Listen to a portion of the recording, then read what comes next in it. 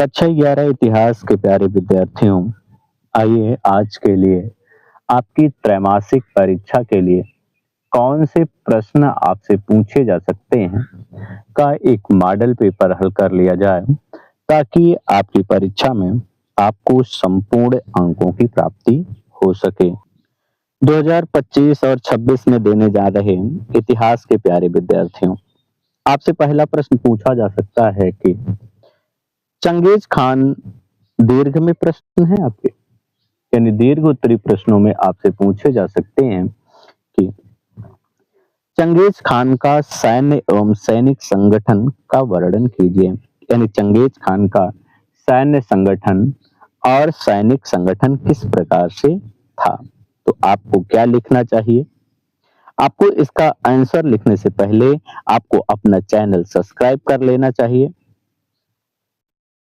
Bell icon दबा लीजिए, अपने प्यारे मित्रों को भी शेयर कर दीजिए ताकि उन्हें भी त्रैमासिक परीक्षा में पूर्ण अंकों की प्राप्ति हो सके।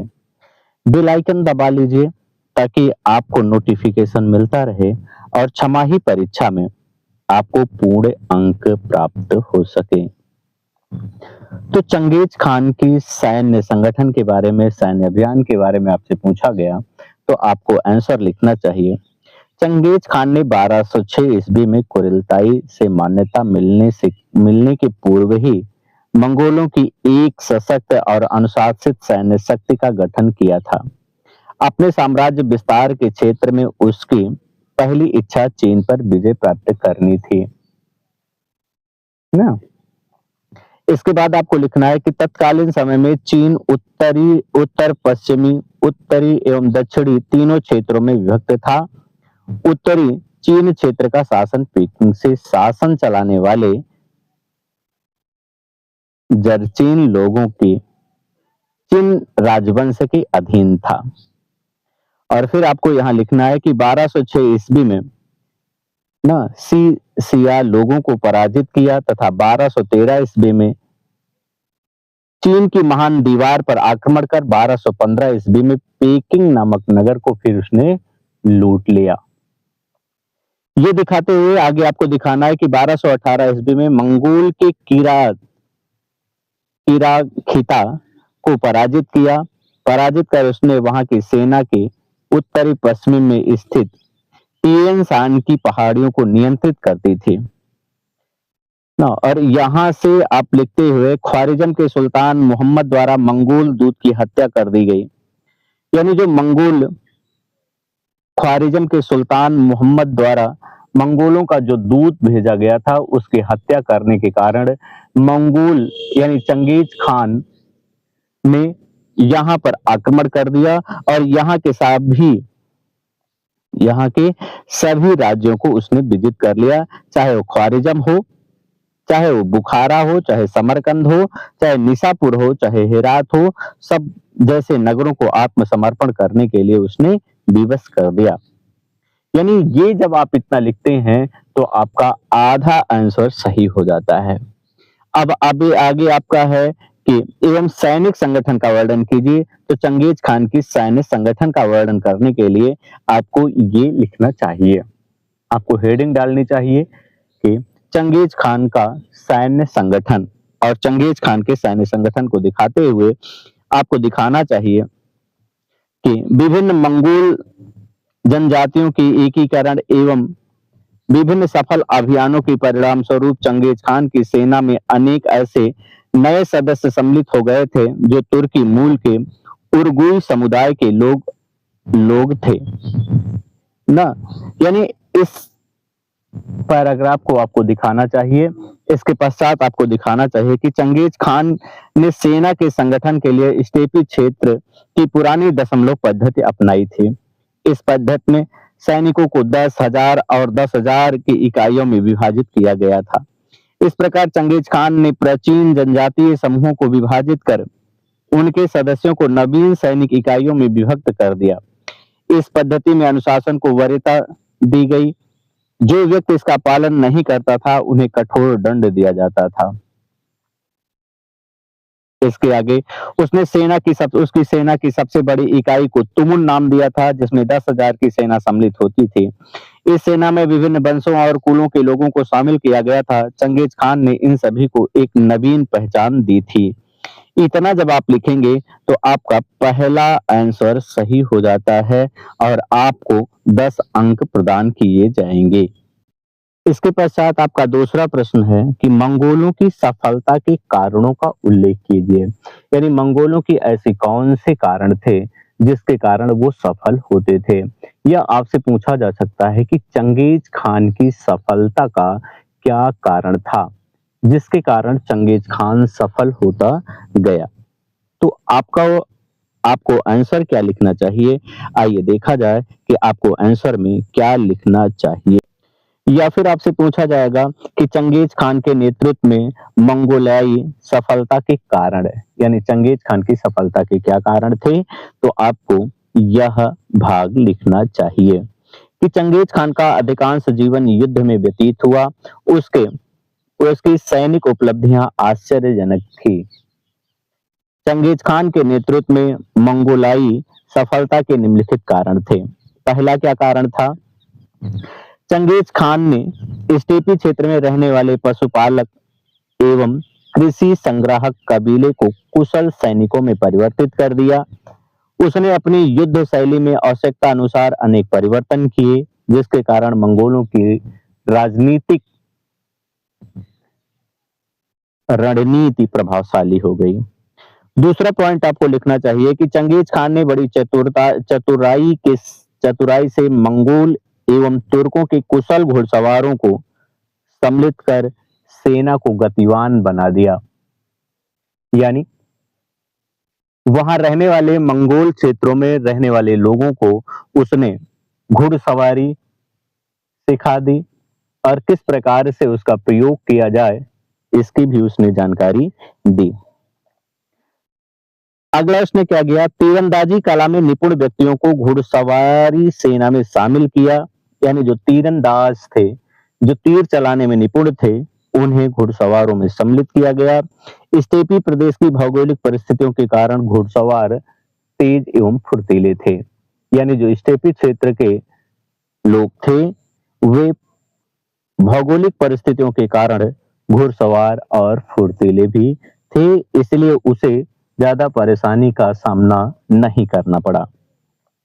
अगला उसने क्या किया, सैन्य अभियानों से पहले घुड़सवारों को समीपवर्ती भूभाग तथा मौसम की जानकारी दी जाती थी। मंगोल अपने अभियान स्वतः शीत ऋतु में आरंभ करते थे। यानी मंगोलों का जो अभियान होता था वो शीत ऋतु में प्रारंभ होता था और उन्हें मौसम की जानकारी दी जाती थी। उस क्षेत्र की जानकारी भली भांति उन्हें दी जाती थी जिस क्षेत्र के ऊपर उन्हें अभियान करना होता था। अगला पॉइंट आपको लिखना है कि वे शत्रुओं के शिविर तक पहुंचने के लिए बर्फ से जमी नदियों का प्रयोग करते थे।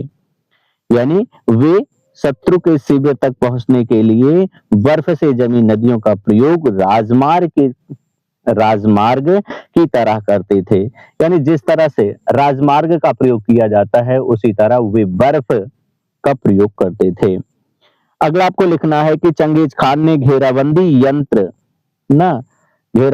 यंत्र और नेपथ्य बमबारी के महत्व को समझते हुए उसे अपनी सेना में सम्मिलित किया। तो सम्मिलित करने के कारण उसका प्रभाव बढ़ गया और सेना अत्यधिक प्रभावशाली बन गई। अगला आपको लिखना है कि चंगेज खान ने अपने शत्रुओं के विरुद्ध हल्के उपकरणों का प्रयोग किया जो काफी प्रभावशाली थे। यानी चंगेज खान की इन सभी कुशल नेतृत्व के कारण ही मंगोलाई क्षेत्रों में मंगोलाई लोगों की सफलता का प्रमुख कारण था। यानी मंगोल लोग सफल हो सके। आइए अगला प्रश्न देखा जाए कि आपकी परीक्षा में कौन सा पूछा जाएगा। अगला आपसे प्रश्न पूछा जाएगा कि तुमन से क्या अभिप्राय है तथा उलूस का गठन किसने और क्यों किया। यानी जो तुमन था, तुमन से क्या अभिप्राय है, उलूस का गठन किसने और क्यों किया था। आइए इसका आंसर आप क्या लिखेंगे ये देख लिया जाए। अगला आपका प्रश्न है कि तुमन से क्या अभिप्राय है। यानी तुमुन से क्या आशय है? चंगेज खान ने प्राचीन कबीलाई सैन्य प्रथा का अंत करके नवीन इकाइयों का गठन किया। उसने पुराने जनजातीय समूहों का विभाजन करके उनके सदस्यों को नवीन सैनिक इकाइयों में विभाजित किया। सैनिकों की सबसे बड़ी इकाई को तुमन कहा जाता था। इसमें विभिन्न कबीलों और कुलों के 10,000 सैनिक सम्मिलित होते थे। यानी जो 10,000 सेना सम्मिलित होती थी चंगेज खान की सेना में, उसी 10,000 की सेना को इसने तुमन नाम दिया था। किस नाम से जाना जाता है? तुमन नाम से जाना जाता है। अगला आपका प्रश्न है कि उलूस का गठन किसने और क्यों किया? तो उलूस का गठन चंगेज खान ने किया था। उलूस किसी निश्चित भूभाग का प्रतीक नहीं था, किंतु इसके मानक जरूर माना गया था। चंगेज खान चाहता था कि उसके चारों पुत्र मिलकर साम्राज्य पर शासन करें, अतः उसने अपने पुत्रों को 4 अलग-अलग उलूसों का स्वामी बना दिया। प्रत्येक राजकुमार को एक सैन्य टुकड़ी, जिसे तामा कहा गया था, प्रदान की गई। उसे उलूस में रहती थी जो उलूस में रहती थी। यानी उलूस का गठन कब और किसने किया? यदि आपसे विकल्प के प्रश्नों में पूछा जाए तो आपको सिर्फ चंगेज खान नाम लिखनी है। यदि आपसे पूछा जाए क्यों किया था तो आपको लिखना है कि उसने अपने मानक जरूर तय किया था। तो लिखना है आपको कि उसके चारों पुत्र मिलकर साम्राज्य पर शासन करें। क्यों किया? क्योंकि उसके चारों पुत्र साम्राज्य पर मिलकर शासन करें। आइए अगला प्रश्न देखा जाए। आपका अगला प्रश्न है कि रोमन साम्राज्य के पतन के कारणों का उल्लेख कीजिए।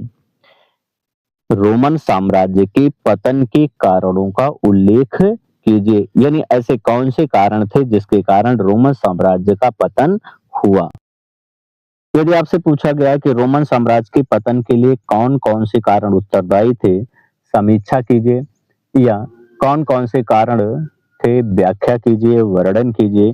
तो आपको इनका आंसर ये लिखना चाहिए कि रोमन साम्राज्य के इतिहास में पहली और दूसरी शताब्दी में जहां शांति और समृद्धि और आर्थिक विस्तार की रही, वहीं तीसरी शताब्दी आंतरिक तनावपूर्ण रही। तो पहले पॉइंट में आपको क्या लिखना है कि रोमन साम्राज्य के इतिहास में पहली और दूसरी शताब्दी जहां शांति और समृद्धि और आर्थिक विस्तार की रही, वहीं तीसरी शताब्दी आंतरिक तनाव से परिपूर्ण रही। दूसरे पॉइंट में लिखना है कि तीसरी शताब्दी में लगभग 225 वर्ष के आसपास रोमन साम्राज्य के सामने अनेक संकट खड़े हो गए। इन संकटों का प्रमुख कारण ईरान में सासनी नामक आक्रामक वंश का उदय हुआ था। रोमन साम्राज्य के 47 वर्षों की अवधि में 25 सम्राट सत्तासीन होना यह दर्शाता है कि तीसरी शताब्दी रोमन साम्राज्य के लिए संकट का समय था। अगले अगले में आपको लिखना है कि चौथी और पांचवी शताब्दी तक रोमन साम्राज्य एक शक्तिशाली साम्राज्य बन चुका था और बाईजेंटाइन के नाम से जाना जाता था, परंतु धीरे धीरे साम्राज्य के संचालकों में कठिनाइयां आना प्रारंभ हो गई और इस विशाल व समृद्ध साम्राज्य का पतन आरंभ हुआ, जिसके निम्नलिखित कारण थे। पहला आपको क्या लिखना है कि रोमन साम्राज्य का विशाल होना एक प्रमुख समस्या थी। यानी यदि साम्राज्य बड़ा है तब उसकी देखरेख संकट में रहती है, और यदि संकट में रहती है तो उसका विनाश पूर्णतः होना संभव होता है। तो आपको लिखना है कि रोमन साम्राज्य का विशाल होना एक प्रमुख समस्या थी। साम्राज्य विस्तृत होने से इस पर पूर्ण नियंत्रण रख पाना असंभव होने लगा था। लगभग दूसरी शताब्दी के पश्चात साम्राज्य पर अयोग्य व दुर्बल सम्राटों का शासन था, जो इस विस्तृत साम्राज्य को संभाल न सके। अगला लिखना है कि रोमन साम्राज्यवादी नीति का अनुसरण करते थे। यानी रोमन सम्राट साम्राज्यवादी नीति का अनुसरण करते थे और इस नीति को पूर्ण करने के लिए उन्होंने विशाल सैन्य संगठन किया था, किंतु कालांतर में इस सेवा में दुर्बलता आ गई और यह शक्ति क्षीण होने लगी, जो पतन का प्रमुख कारण बनी। अगला आपको लिखना है कि आर्थिक दुर्दशा भी इस साम्राज्य के पतन का प्रमुख कारण रही। साम्राज्य के नौकरशाही पर अपार धनराशि खर्च की जाती थी। खर्च बढ़ने के परिणाम स्वरूप कगार करारारोपण अत्यावश्यक हो गया। इसी कारारोपण की दर अत्यधिक थी, जिससे विद्रोह होने लगे, जो पतन का एक अन्य कारण सिद्ध हुआ। रोमन सम्राटों ने 330 ईस्वी के लगभग राजधानी का परिवर्तन किया। नई राजधानी कुस्तुतुनिया नगर को बनाया गया, जिससे सम्राट का समस्त ध्यान इस नगर पर केंद्रित रहा। साम्राज्य के अन्य क्षेत्रों पर वह समान रूप से ध्यान न दे सके। साम्राज्य के अन्य क्षेत्रों पर बर्बर जातियों ने अपना आधिपत्य स्थापित कर लिया। यानी ये वो कारण थे जिसके कारण साम्राज्य नष्ट हुआ, विशाल साम्राज्य का पतन हो गया। और विशाल साम्राज्य के पतन होने का मूल कारण यदि कहा जाए तो सम्राटों की दुर्बलता ही थी। यदि अगले प्रश्न की बात कही जाए कि ये तो आपके थे रोमन साम्राज्य के पतन के कारणों का उल्लेख। अगला प्रश्न यदि कहा जाए तो रोमन साम्राज्य की सामाजिक श्रेणियां कौन कौन सी थी। यानी रोमन साम्राज्य में सामाजिक श्रेणियां कौन कौन सी थी का वर्णन कीजिए। यानी सामाजिक श्रेणियां कौन सी थी ये बताना है। आइए देखा जाए कि आपको इसका आंसर क्या लिखना चाहिए। तो रोमन साम्राज्य की सामाजिक श्रेणियों को 3 भागों में विभाजित किया गया है। उच्च वर्ग, निम्न वर्ग और मध्यम वर्ग। यानी उच्च वर्ग, मध्य वर्ग और निम्न वर्ग। क्या क्या आपको लिखना है? तो उच्च वर्ग हेडिंग डाल के आपको लिखना है, रोमन साम्राज्य में साम्राज्य का समृद्ध वर्ग उच्च वर्ग के नाम से जाना जाता था। सीनेटर और अश्वारोही वर्ग के प्रमुख सदस्य इनमें मुख्य रूप से शामिल थे। तीसरी शताब्दी के प्रारंभिक वर्षों में सीनेट की कुल संख्या लगभग 1000 थी। कुल सीनेटरों में 50% इतालवी थे। इसके बाद आपको लिखना है कि सीनेटर और अश्वारोही साम्राज्य के परवर्ती काल में मिलकर अभिजात वर्ग का रूप धारण कर लेते हैं। यानी परवर्ती काल का मतलब है बाद के काल में जो आपके सीनेटर और अश्वारोही लोग थे, ये अभिजात वर्ग के रूप में सामने आते हैं। तो अभिजात वर्ग के रूप में सामने आने के कारण इनके कुछ परिवार अफ्रीकी और पूर्वी मूल के थे। धन संपदा की दृष्टि से परवर्ती रोमन अभिजात वर्ग अत्यधिक धनवान था। निजी संपत्ति उन्हें घुड़सेना में भर्ती होने की औपचारिक योग्यता प्रदान करती थी। यानी उनके पास जो धन था वह उन्हें घुड़सवार सेना में सम्मिलित होने का एक प्रमाण देता था। अगला वर्ग जो था वो मध्यम वर्ग था। मध्यम वर्गों में नौकरशाही और प्रशासनिक सेवा से जुड़े साधारण लोग सम्मिलित थे, लेकिन इसमें समृद्ध व्यापारी और किसान भी सम्मिलित थे। इसमें से अनेक लोग पूर्वी प्रांतों के निवासी थे ना। तो ये आपको दर्शाना है। आगे है कि मध्यम वर्गीय परिवारों का मुख्य रूप से सरकारी सेवा और राज्य पर निर्भर थे। यानी मध्यम वर्गीय परिवार मुख्य रूप से सरकारी सेवा और राज्य पर निर्भर होते थे। तीसरा आपका निम्नतर वर्ग था। निम्नतर वर्ग के समूहों को इस कहा जाता था। इनमें ग्रामीण श्रमिक बल सम्मिलित था, जिसमें बहुत से लोग अस्थायी रूप से बड़ी संपदाओं में कार्य करते थे। उदाहरण के लिए औद्योगिक और खनन प्रतिष्ठानों के कामगार प्रवासी अनाज तथा जैतून की फसल कटाई और निर्माण उद्योग के लिए अधिकांश श्रम की पूर्ति करते थे। स्वनियोजित कारीगरों को मजदूरी पाने वाले श्रमिकों से अच्छी सुविधाएं मिलती थी।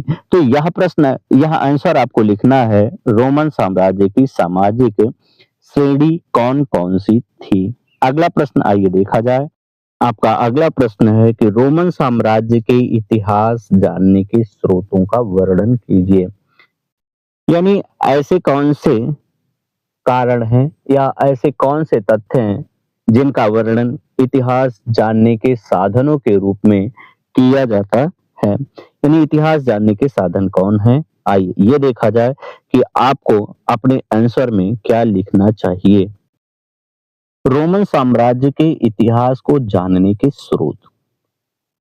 आपको अपने आंसर में लिखना चाहिए, हेडिंग डालना चाहिए पहले कि रोमन साम्राज्य के इतिहास को जानने के स्रोत, यानी कौन से ऐसे स्रोत हैं, कौन से ऐसे तथ्य हैं जिनसे रोमन साम्राज्य के इतिहास के बारे में जानकारी मिलती है ना। किसी भी इतिहास को जानने के लिए दो प्रकार के स्रोत, साहित्यिक, पुरातात्विक, लाभदायक हैं। परंतु रोम या रोमन साम्राज्य का इतिहास जानने के लिए विभिन्न इतिहासकारों ने स्रोतों को तीन भागों में विभाजित किया है, लेकिन कहीं कहीं इसके चार भाग प्रदर्शित कर दिए जाते हैं। यदि आप चार भाग लिखते हैं तब भी आपके वो सही होंगे और अंक पूर्ण प्राप्त होंगे। पहला है पाठ्य सामग्री। इस प्रकार के स्रोतों में मुख्य रूप से समकालीन व्यक्तियों द्वारा लिखे गए इतिहास या वर्ष वृत्तांत को सम्मिलित किया जाता है। पाठ्य सामग्री में मुख्य रूप से समकालीन व्यक्तियों द्वारा लिखे गए इतिहास या वर्ष वृत्तांत को सम्मिलित किया जाता है। इसके अतिरिक्त इसमें व्याख्यान, प्रवचन, कानून आदि को शामिल किया जाता है। ये सामग्रियां रोमन साम्राज्य के राजनीतिक संगठन, धार्मिक, आर्थिक एवं सामाजिक इतिहास को या स्थिति को जानने में सहायता करती हैं। यानी रोमन साम्राज्य जानने में सबसे महत्वपूर्ण योगदान यदि किसी का है तो वह है पाठ्य सामग्री का। दूसरा है प्रलेख अथवा दस्तावेज। इस प्रकार के स्रोत मुख्य रूप से उत्कीर्ण लेखों पर पाइरस ना के पात्रों पर लिखी गई पांडुलिपियों के रूप में मिलते थे। ये स्रोत सर्वाधिक विश्वसनीय माने जाते थे तथा इन्हें पत्थर की शिलाओं पर उत्कीर्ण किया जाता था। यानी पत्थर की शिलाओं पर उत्कीर्ण करने के कारण या लिखे होने के कारण इसे विश्वसनीय माना जाता था। पत्थर के रूप में होने के कारण ये स्रोत नष्ट नहीं हुए। ये यूनानी और लातिनी में खुदाई के समय बहुआयत मात्रा में प्राप्त हुए थे ना। इनमें संविदा पत्र, लेख, संवाद पत्र, सरकारी दस्तावेज विशाल संख्या में मिले। इन्हें प्रकाशित करने वाले विद्वानों को पाइरस शास्त्री कहा जाता है। इनके अलावा तीसरे भाग में भौतिक अवशेष आता है। भौतिक अवशेष ये स्रोत मुख्यतः पुरातात्विक स्रोतों की श्रेणी में आते हैं ना। इसमें मुख्य रूप से इमारतें, स्मारक, मिट्टी के बर्तन, सिक्के, पिचकारी की सामग्रियां आदि का अध्ययन किया जाता है। इस प्रकार हम इन स्रोतों को इतिहास को जानने में सहायता मिलती है। यानी रोमन साम्राज्य को जानने में सबसे अहम महत्वपूर्ण भूमिका भौतिक अवशेष भी निभाते हैं। यदि ये कहा जाए कि मुद्रा का यदि अंकन के लिए कहा जाए तो मुद्रा आप लिख सकते हैं हेडिंग डाल के मुद्रा। और मुद्रा का प्रयोग किया जाता था राज्य की सीमा निर्धारित करने के लिए। यानी राज्य में जहां तक मुद्रा चलती थी, साम्राज्य में जहां तक मुद्रा चलती थी, ये माना जाता था कि राजा का शासन वहां तक है। लघुत्तरी प्रश्नों के बाद आपसे दीर्घ प्रश्नों के बाद आपसे लघुत्तरी प्रश्न पूछे जाएंगे और लघुत्तरी प्रश्नों में आपसे पूछा जाएगा कि मंदिर के विकास में मुखिया की मुख्य भूमिका का वर्णन कीजिए। यानी मंदिर के विकास में मुखिया की भूमिका किस प्रकार की होती थी, वर्णन कीजिए। तो आइए देखा जाए कि मंदिर के विकास में मुखिया की क्या भूमिका थी, में आप आंसर में क्या लिखेंगे। तो मंदिर के विकास में मुखिया की भूमिका में आपको लिखना है कि मेसोपोटामिया के विभिन्न क्षेत्रों में जब लंबे समय तक लड़ाइयां चलती थी तो मुखिया इसका नेतृत्व करते थे तथा जीतने के पश्चात वहां लूट का माल अपने सैनिकों में बांटते और हारे हुए लोगों को बंदी बनाकर अपने साथ ले जाते थे, जिन्हें बाद में वे अपना चौकीदार या नौकर बना लेते थे। इस प्रकार मुखिया का प्रभाव क्षेत्र बढ़ने लगा। यानी मुखिया की भूमिका में आपको मंदिर के विकास में मुखिया की भूमिका हेडिंग डालनी है और ये तथ्य आपको दर्शा देने हैं। कुछ समय पश्चात इन मुखियाओं ने समुदाय के कल्याण पर ध्यान देना प्रारंभ कर दिया। इससे इनकी लोकप्रियता बढ़ने लगी। अब विजेता मुखियाओं ने कीमती भेंटों को देवी देवताओं को अर्पित करना प्रारंभ कर दिया, जिससे मंदिरों की भव्यता बढ़ने लगी। इस प्रकार एनमार्क की कविताओं के अनुसार मुखिया की स्थिति सुदृढ़ होने के साथ साथ समुदाय पर भी उनका नियंत्रण स्थापित हो गया। आवश्यकता पड़ने पर मुखियाओं ने सेना बनाई और अपनी सुरक्षा के लिए ग्रामीणों को अपने पास रहने के लिए प्रोत्साहित किया। यानी इस प्रकार आप दिखा सकते हैं कि मुखिया की क्या भूमिका थी। अगला प्रश्न है आपका कि तुमन पद्धति।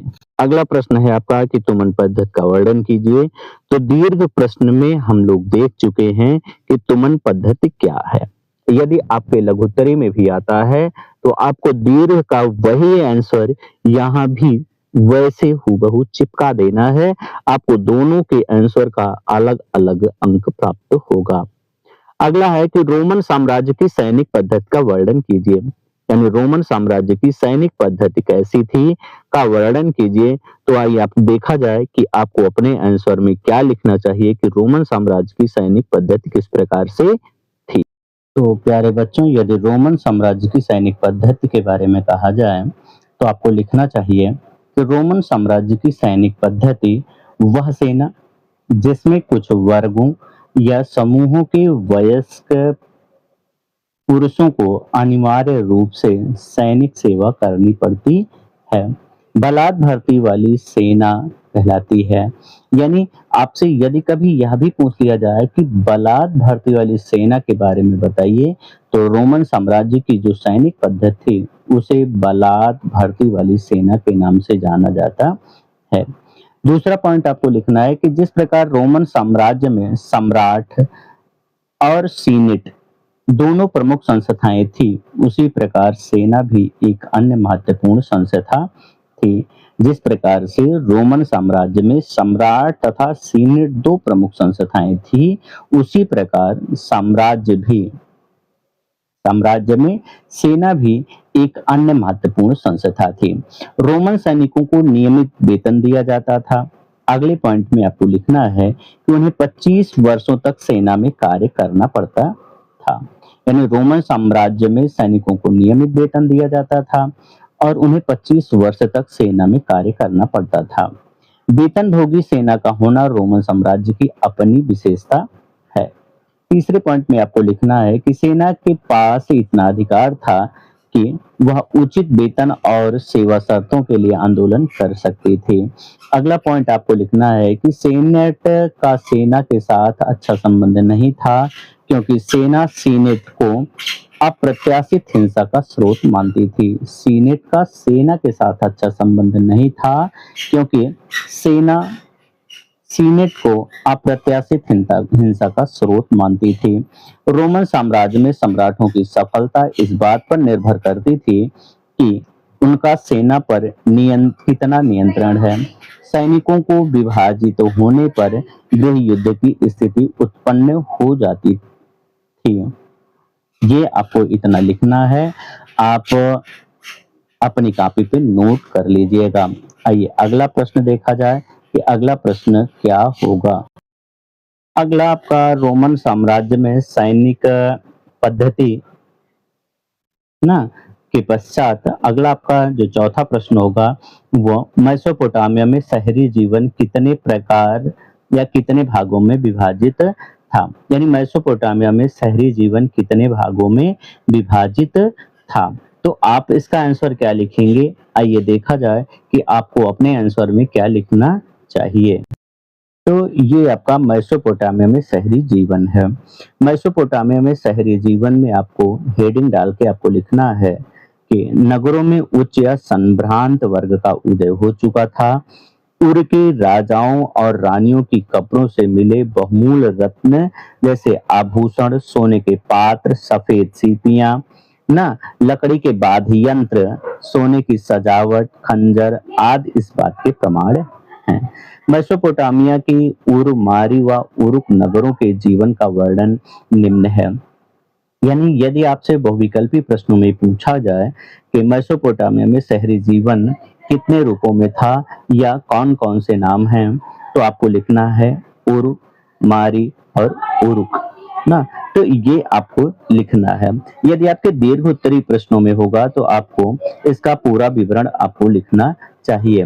उरु नगर, उरु नगर में सर्वप्रथम में खुदाई का कार्य प्रारंभ हुआ। मेसोपोटामिया की यह एक शहर ऐसा था जिसके साधारण घरों की खुदाई 1930 के दशक में सुव्यवस्थित ढंग से कराई गई ना। इसके पश्चात आपको लिखना है इसके पश्चात आपको लिखना है कि यहाँ टेढ़ी मेढ़ी व सकरी गलियां ना, सकरी गलियों के कारण पहिए वाली गाड़ियां यहाँ के मकानों तक नहीं पहुंचती थी ना। अनाज एवं ईंधन को घर तक ले जाने के लिए गधों का प्रयोग किया जाता था। यह नगर नियोजन की पद्धति का अभाव था, यानी मेसोपोटामिया के उरु नगर में नगर नियोजन का अभाव था ना। तो आप इनमें से 60 करके लिखिएगा यदि आपके अति लघुत्तरीय प्रश्न में यदि इसे पूछा जाता है। लेकिन ये आप लिखना ना भूलिएगा कि यहाँ पे सगुन ना अपशगुन का प्रयोग किया जाता था। यहाँ पे अपशगुन और ना इनका प्रयोग किया जाता था, यानी इनका प्रयोग मिलता था। अगले नगर में यदि कहा जाए तो अगला नगर है आपका मारी। मारी में आपको लिखना है कि मारी फरात नदी की ऊर्ध्वधारा पर स्थित मेसोपोटामिया की एक महत्वपूर्ण व्यापारिक नगर था। ये इतना आपको यहाँ जरूर दिखाना है। इसके पश्चात आपको ये चीजें अवश्य दिखानी है। ये आपको अवश्य दिखानी है कि मारी की संपन्नता का सर्वाधिक महत्वपूर्ण कारक व्यापार एवं फरात नदी है। फरात नदी की सहायता से लकड़ी, तांबा, रांगा आदि वस्तुएं गाड़ी से लादकर तुर्की, सीरिया और लेबनान पहुंचाया जाता था। जौ लेने के लिए विशेष प्रकार की नौका का प्रयोग किया जाता था ना। तो इस प्रकार आपको लिखना है कि सिंचाई, घिसाई, पिसाई के पत्थर ना, चक्कियां, लकड़ी एवं शराब, तेल, लकड़ी इन सबको ले जाने के लिए जहाज का प्रयोग किया जाता था और मारी में जहाज रुकते थे ना। और आपको ये भी लिखना है कि नौका पर लादे माल के मूल्य का लगभग 10% भार वसूल किया जाता था, तब उन्हें आगे बढ़ने की अनुमति दी जाती थी ना। तो ये सब आपको उसमें लिखना होगा। इसके पश्चात यदि उरुक नगर की बात कही जाए तो उरुक नगर में आपको दिखानी है उरुक नगर में आपको दिखाना है कि प्राचीन नगर उरुक 3000 ईसा पूर्व के आसपास किए गए पुरातात्विक सर्वेक्षणों से स्पष्ट है कि उरुक नगर का विस्तार 250 हेक्टेयर भूमि में हुआ था ना। उरुक नगर की सुरक्षा के लिए चारों ओर एक दृढ़ दीवार का निर्माण किया गया था ना। तो ये आपको दिखाना है।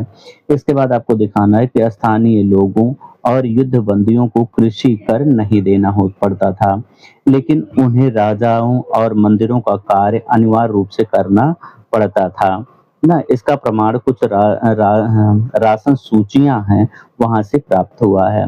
300 ईसा पूर्व के लगभग उरुक नगर में तकनीक का अत्यधिक विकास हुआ। बड़े कमरों की छतों को बोझ को संभालने के लिए वास्तुविदों ने ईंटे के स्तंभ को बनाना सीख लिया था ना। अनेक लोग मिट्टी के शंकु बनाने का कार्य करते थे। इन शंकों का प्रयोग मंदिरों की दीवारों में होता था। तो ये आपको लिखना है उरुक और मारी के संबंध में। यदि अगले लघुत्तरी प्रश्नों की बात कही जाए तो आपसे पूछा जाएगा कि लेखन कला की देन का वर्णन कीजिए, यानी मेसोपोटामिया में लेखन कला क्या थी उसका वर्णन कीजिए, यानी लेखन कला का क्या प्रभाव इसमें था उसका आप वर्णन कीजिए। तो लेखन कला की देन में प्यारे बच्चों आपको इस प्रश्न का आंसर देना चाहिए कि सभी समाजों के लिए भाषा एक ऐसा माध्यम है जिसके द्वारा उच्चारित ध्वनियां अपना अर्थ प्रकट करती हैं। हमें इसे मौखिक या शाब्दिक भावाभिव्यक्ति भी कह सकते हैं। लेखन कला या मौखिक भावाभिव्यक्ति में अंतर नहीं है। जब हम लेखन या लिपि की बात करते हैं तो इसका अर्थ उच्चारित ध्वनियां जो दृश्य संकेत अथवा चिन्हों के चिन्हों के रूप में प्रकट होती है। के पश्चात आपको लेखन कला की देन दिखानी है कि लेखन कला ने विज्ञान के क्षेत्र में अभूतपूर्व योगदान दिया। लेखन कला की देन को निम्नलिखित रूपों में देखा जा सकता है। पहला पॉइंट आपको लिखना है कि मेसोपोटामिया अपनी कला गणना और गणित की विद्वतापूर्ण परंपरा के कारण दुनिया में प्रसिद्ध है। 18वीं ईसा पूर्व या 1800 ईसा पूर्व के आसपास कुछ पट्टिकाएं प्राप्त हुई हैं जिनमें गुणा और भाग की तालिकाएं, वर्ग तथा वर्गमूल और चक्रवृद्धि ब्याज की सारणियां दी गई हैं ना। तो यदि आपका लघुत्तरी प्रश्न में आता है, अति लघुत्तरी प्रश्न में आता है, तो आप सिर्फ इतना भी लिख देते हैं तब भी आपका कार्य हो जाएगा कि जिसमें गुणा, भाग की तालिकाएं, वर्ग तथा वर्गमूल और चक्रवृद्धि ब्याज की सारणियां दी गई हैं जो मेसोपोटामिया की अद्भुत कला की देन है। लेकिन जब आपका लघुत्तरीय प्रश्न में आएगा तो आपको पूरा आंसर लिखना होगा। आगे लिखना है कि पृथ्वी के चारों ओर चंद्रमा की परिक्रमा के अनुसार एक पूरे वर्ष का 12 महीनों में, महीनों को 4 सप्ताह में, एक दिन का 24 घंटों में और घंटे का 60 मिनट में विभाजन लेखन कला की एक महत्वपूर्ण देन है। समय के इस विभाजन को पहले सिकंदर के उत्तराधिकारियों ने अपनाया, बाद में यह रोम और इस्लामी दुनिया को प्राप्त हुआ था ना। तो ये आपको लिखना है। इसके बाद आपको लिखना है कि लेखन कला ने सूर्य ग्रहण और चंद्र ग्रहण के दिन रात पर पड़ने वाले प्रभाव से परिचित कराया था ना। तो ये लेखन कला की देन है जिसे आपको अपनी कॉपी पे दर्शाना होगा पूर्ण अंकों की प्राप्ति के लिए। यदि इतना आप दर्शा देते हैं तो आपको लेखन कला से मिलने वाले जो भी आंसर हैं वो पूर्णतः प्राप्त होंगे।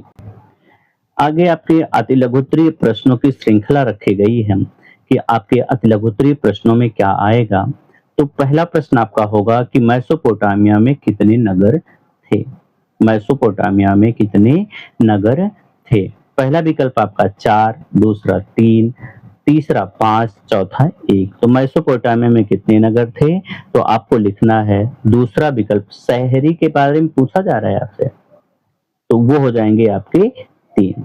चंगेज खान का पुत्र था, यानी इसमें आपको बताना है कि चंगेज खान का पुत्र कौन था।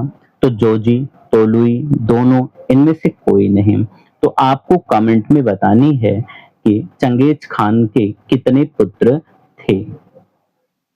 अगला आपका प्रश्न है कि रोमन साम्राज्य में किसका व्यापार होता था, यानी रोमन साम्राज्य में व्यापार किसका किया जाता था। जैतून के तेल का, मटर का, सरसों के तेल का, और चौथा विकल्प आपका है कि सभी का। तो ये आपको आंसर देना है जैतून के तेल का।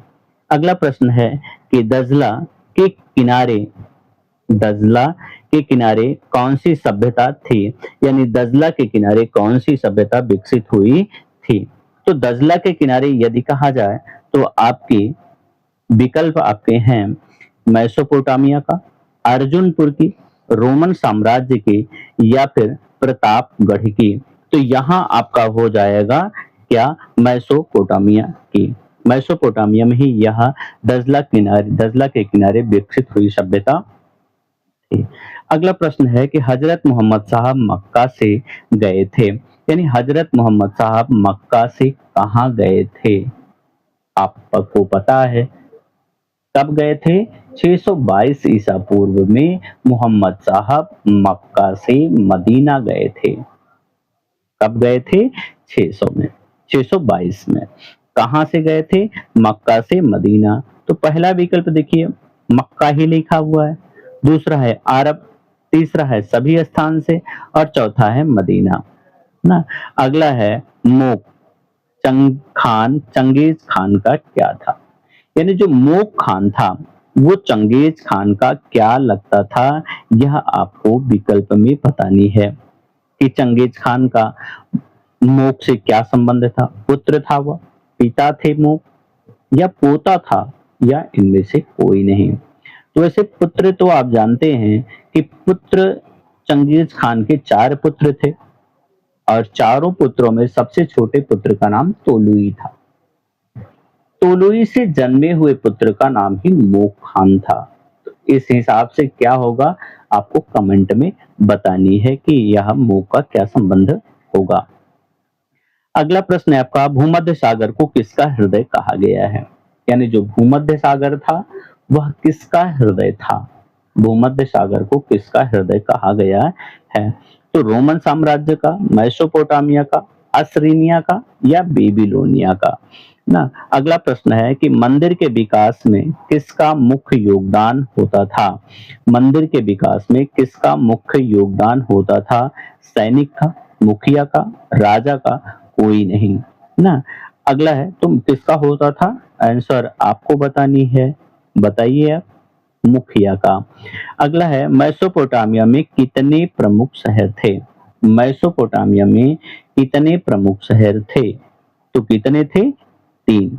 अगला है यायावर साम्राज्य की स्थापना किसने की? तोलुई ने, चंगेज खान ने, राहुल ने या इनमें से कोई नहीं। तो यायावर साम्राज्य की स्थापना किसने की थी? चंगेज खान ने किया था। आइए कुछ प्रश्न आपके लिए और भी तैयार किए गए हैं, वो भी आप जान लीजिए। इसके बाद आपके मानचित्र में कौन सा प्रश्न आने वाला है, आपके टाइमलाइन में कौन से प्रश्न होंगे, यह भी प्रश्न आपके पेपर में दिया गया है। और कौन कौन से होंगे जो आपकी परीक्षा में आने वाले हैं, आइए उसे भी देख लिया जाए। प्यारे बच्चों, यदि आपके टाइमलाइन की बात कही जाए कि टाइमलाइन में आपके कौन से प्रश्न आएंगे, तो ये प्रश्न आपकी टाइमलाइन में आने वाले हैं। पहला आपका प्रश्न है 711 ईस्वी, यानी 711 ईस्वी में क्या हुआ था? दूसरा प्रश्न है 1206 ईस्वी में क्या हुआ था? 711 ईसा पूर्व, 711 ईसा पूर्व, 1206 ईस्वी वहां ईसा पूर्व पूछा गया है और ये ईस्वी में है। तीसरा प्रश्न आपका है 1000 ईसा पूर्व में, 1000 ईसा पूर्व में किसका प्रयोग हुआ था? तो ये प्रयोग था आपका लोहे का। अगला प्रश्न है 1850 ईस्वी में, 1850 ईस्वी में खोज की गई थी। 622 ईसा पूर्व, तो 622 ईसा पूर्व में आपसे पहले ही बताए हैं कि यहाँ हिजरी संबत्ति आप लिख सकते हैं या फिर मोहम्मद साहब का मक्का से मदीना जाना आप लिख सकते हैं। 27 ईसा पूर्व, तो 27 ईसा पूर्व आप जानते हैं कि 27 ईसा पूर्व में क्या हुआ था? बताइए। अगस्टस राजा बना हुआ था। 1213 और 1215 किससे संबंधित है? चंगेज खान से। अगला प्रश्न है 1914, यानी 1914 में क्या हुआ था? तो आपको बतानी है कि 1914 में प्रथम विश्व युद्ध शुरू हुआ था। 1939 में क्या हुआ था? तो 1939 में द्वितीय विश्व युद्ध समाप्त हुआ था। वैसे आपसे यदि पूछा जाए कि प्रथम विश्व युद्ध कब समाप्त हुआ था, तो आपको बतानी है कि 1918 ईस्वी में प्रथम विश्व युद्ध समाप्त हुआ था। यदि आपसे कभी पूछा जाए कि द्वितीय विश्व युद्ध कब प्रारंभ हुआ, तो द्वितीय विश्व युद्ध 1939 में शुरू हुआ था और 1945 में समाप्त हुआ था। यहाँ बच्चों चेंज कर लीजिएगा, 1939 में प्रारंभ हुआ था द्वितीय विश्व युद्ध और 1945 में समाप्त हुआ था। आइए आपके मानचित्र में देख लिया जाए कि मानचित्र में आपके कौन सा प्रश्न होगा जो आपको तैयार कर लेना चाहिए। तो मानचित्र में आपको तैयार करना चाहिए कि वह स्थान जो भारत का दक्षिणतम देश है। तो भारत का दक्षिणतम देश किसे आपको दर्शाना है? तो वह प्रश्न आपका है श्रीलंका। मानचित्र आप खोलिए, आपसे आपसे भारत के ही मानचित्र के विषय में पूछा जाएगा। भारत के मानचित्र के विषय में आपसे पूछा जाएगा तो आपका पहला प्रश्न होगा कि भारत का दक्षिणतम देश कौन सा है? तो भारत का दक्षिणतम देश कौन सा हो जाएगा? श्रीलंका। अगला प्रश्न है कि वह स्थान जहां भगवान राम ने जन्म लिया, यानी भगवान राम ने कहाँ जन्म लिया, तो वो हो जाएगा आपका अवध। अवध में कहाँ, अवध कहाँ है, यानी आपको दिखाना है उत्तर प्रदेश को। अगला प्रश्न है कि वह स्थान जो यूपी की राजधानी है, यूपी की राजधानी कहाँ है, लखनऊ। लखनऊ कहाँ है, उत्तर प्रदेश के मानचित्र में आप देखेंगे तो बीच में ही आपकी मानचित्र पड़ जाएगा। अगला स्थान है कि वह स्थान जो भारत की राजधानी है, तो भारत की राजधानी कौन सा स्थान है, तो आप जानते हैं भारत की राजधानी दिल्ली, दिल्ली है, जिसको आप नई दिल्ली कह लेते हैं, तो आपको दर्शानी है। यह कहाँ है, हरियाणा के बॉर्डर पे है, वहीं आपको दर्शानी है। अगला प्रश्न है कि वह स्थान जो संगम के रूप में जानी जाती है, तो संगम के रूप में कौन सा स्थान जाना जाता है, तो संगम के रूप में इलाहाबाद को कहा जाता है। और इलाहाबाद आपको कहाँ मिलेगा, उत्तर प्रदेश में। यदि विशेष रूप से कहा जाए तो आपको पढ़ना है उत्तर प्रदेश का मानचित्र। अब कौन सा प्रश्न बचा है, आपको कमेंट करके बतानी है, जिससे अगला प्रश्न पेपर में सम्मिलित किया जा सके। प्यारे बच्चों, चैनल सब्सक्राइब कर लीजिएगा, बेल आइकन दबा लीजिए और कमेंट करके बताइए कि आपको दूसरा मॉडल पेपर चाहिए या नहीं चाहिए, क्योंकि पूरे यह आपका मॉडल पेपर है, पूरा प्रश्न पत्र एक ही मॉडल पेपर में नहीं रखा जा सकता। इसलिए आपको कमेंट करके बतानी है कि आपको दूसरा मॉडल पेपर चाहिए या नहीं चाहिए।